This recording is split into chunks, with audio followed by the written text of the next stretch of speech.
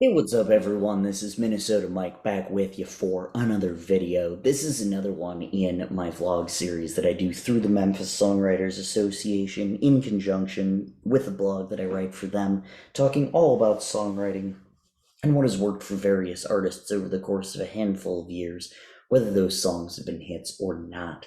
So, this latest kick that I'm on is what I call Wouldn't It Be Nice? It's talking about nostalgia.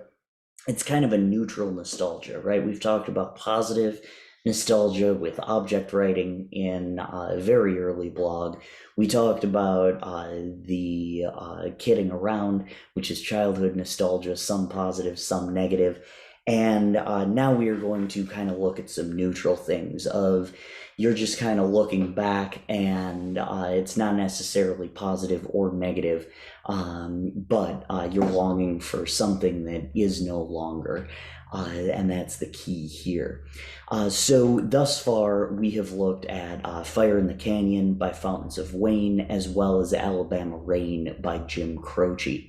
Next, we are going to look at Till Summer Comes Around by Keith Urban.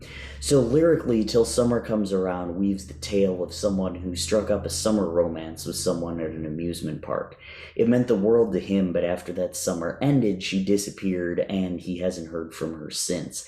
He even got a job working at the old park pier where he greased the gears, tightened bolts, fixed the lights, and straightened the tracks, and he counts the days till she just might come back.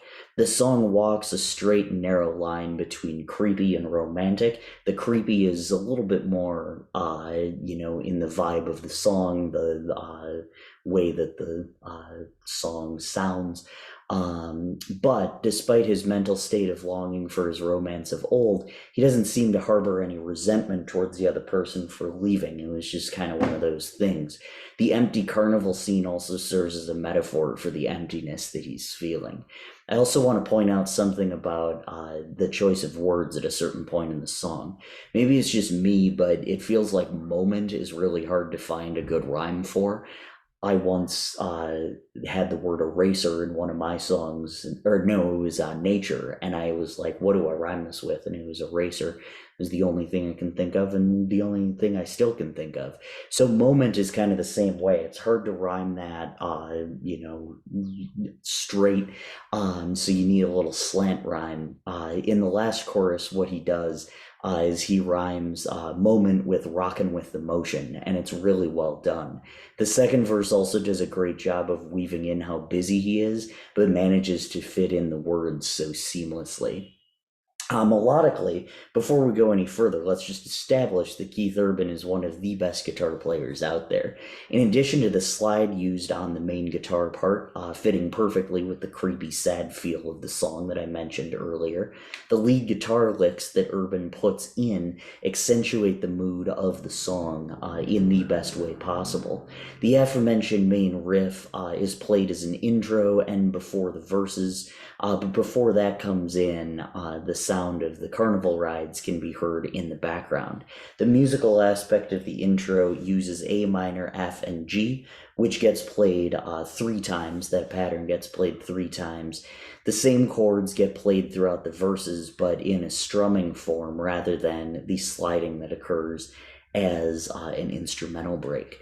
With the song in A minor, this is a 1-6-7 pattern, while the chorus uses F, C, and G, which is a 6-3-7 pattern, and that gets played 3 times before ending on the F and the G, which is the 6 and the 7, and going back into that instrumental break.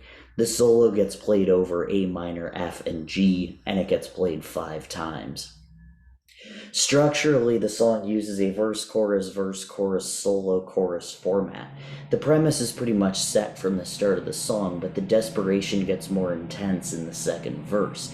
Of course, it's a carnival, so, there are going to be some tense, but this is really intense. But at first, he just misses her and is reminiscing about the good times they had over the summer. Then he talks about getting a job where they met, hoping that she'll come back. That's all the information he needed to give us, so there's no need for a bridge. The last verse does give us some new information, another memory he had, but it only makes us feel for the guy even more than we already did.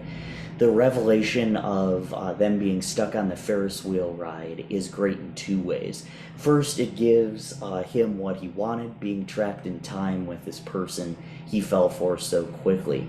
Second, he's kind of stuck in his own Ferris wheel ride hell loop.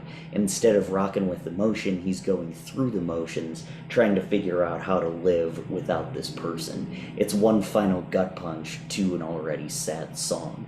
The good news about this song is that you, of course, don't have to wait till summer comes around to listen to it, as it is embedded below. So that is Till Summer Comes Around. Next week, we will look at the last 3 songs in this blog, and that is Angel from Montgomery by the one and only John Prine, Free Life by Minnesota's own Dan Wilson, and Boots of Spanish Leather by, if you ask me, also Minnesota's own Bob Dylan. So make sure that you stay tuned for that. That'll be next week. And again, this is the Wouldn't It Be Nice vlog kick that I'm doing through the Memphis Songwriters Association. I am Minnesota Mike. Thank you so much.